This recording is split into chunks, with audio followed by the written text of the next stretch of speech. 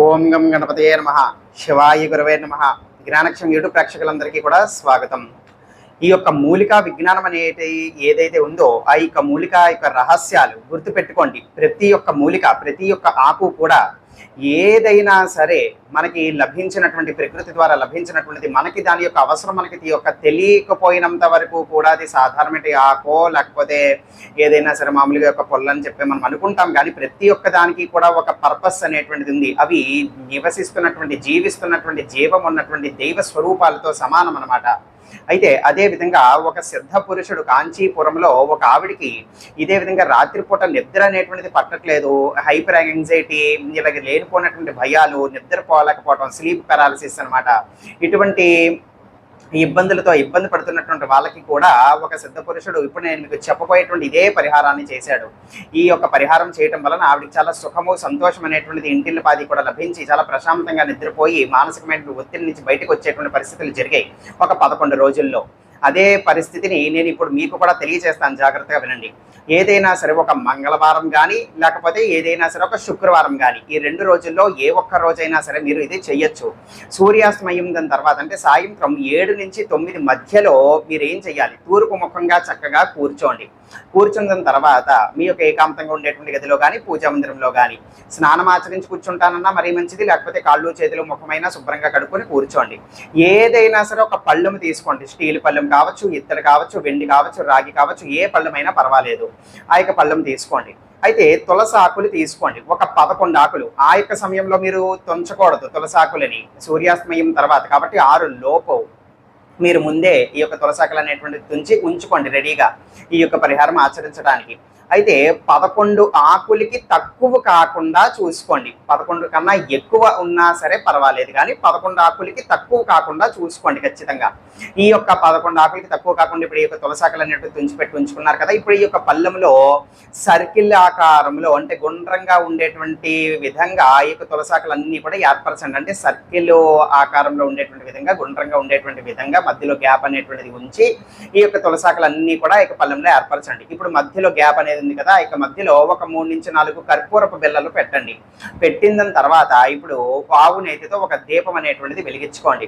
వెలిగించుకొని ఒక 2 నిమిషాల పాటు ఆ యొక్క దీపం మీద మీరు కాన్సన్ట్రేట్ చేయండి. మీలో ఉన్నటువంటి సమస్తమైనటువంటి నెగిటివ్ ఎనర్జీస్, నెగిటివ్ ఇన్ఫ్లుయెన్స్ ఇవన్నీ కూడా తొలగిపోతున్నాయి అనబడేటువంటి విధంగా మీరు ఊహించి తలుచుకోండి ఒక 2 నిమిషాల పాటు. అయిపోయిన తర్వాత ఇప్పుడు నేను మీకు చెప్పబోయేటువంటి మంత్రాన్ని కనీసం ఒక 108 సార్లు జపం చేయండి. మంత్రం తెలియజేస్తున్నాను, వినండి. ఓం హ్రీం శ్రీం తులసీదేవ్యై నమః. మళ్ళీ చెప్తున్నాను, ఓం హ్రీం శ్రీం తులసీదేవ్యై నమః. ఓం హ్రీం శ్రీం తులసీదేవ్యై నమః. ఇది ఆ యొక్క మంత్రం. ఈ విధంగా మీరు మంత్రజపం అనేటువంటి చేయాల్సి ఉంటుంది. జపం కోసం రుద్రాక్షమాల కానీ, తులసిమాల కానీ, స్ఫటికమాల కానీ ఏదైనా సరే మీరు వాడుకోవచ్చు. ఒకవేళ ఏ జపమాల కూడా లేకపోతే వేళ్లతోనైనా సరే లెక్క పెట్టుకోవచ్చు. గుర్తు పెట్టుకోండి, కట్టిక నేల మీద కూర్చోకూడదు. ఒక చాపో, పీటో, ఆసనమో ఏదైనా సరే వేసుకొని కూర్చోవాలి. అయితే భక్తితో, శ్రద్ధతో, నమ్మకంతో ఈ యొక్క పరిహారం అనేటువంటిది ఈ విధంగా చేసుకోండి. ఇప్పుడు ఈ విధంగా జపం పూర్తయిపోయిన తర్వాత ఆ యొక్క మధ్యలో మనం పెట్టినటువంటి ఆ యొక్క కర్పూర బిళ్ళలు ఉన్నాయి కదా, వెలిగించండి. అవి వెలుగుతున్నంతసేపు, కొండెక్కిపోయినంత వరకు కూడా మీరు ఆ యొక్క జ్యోతినే చూస్తూ ఉండాలి. ఆ విధంగా అది కొండెక్కిపోతుంది.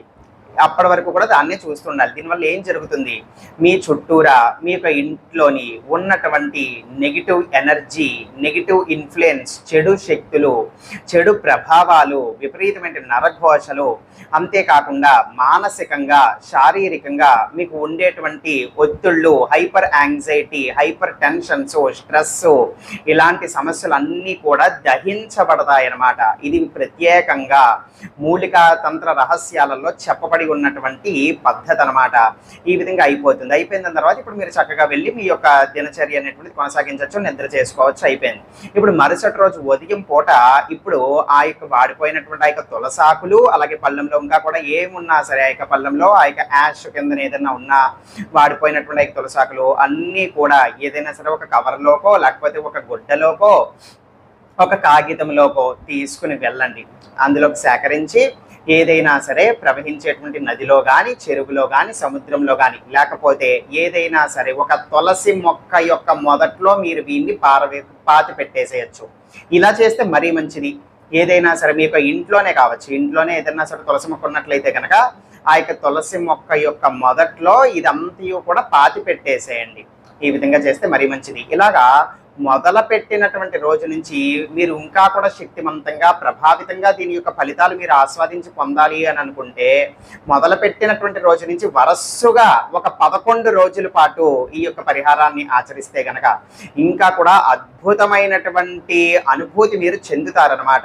ఇప్పుడు నేను ఏవైతే కారణాలు మీకు చెప్పానో, అంటే విపరీతమైన నరఘోష కావచ్చు, మీ పేటల ఏడుపులు కావచ్చు, లేకపోతే శత్రుబాధలు, లేకపోతే గాలి పీడ వంటి సమస్యలు, ఇవన్నీ కూడా తొలగింపబడతాయి.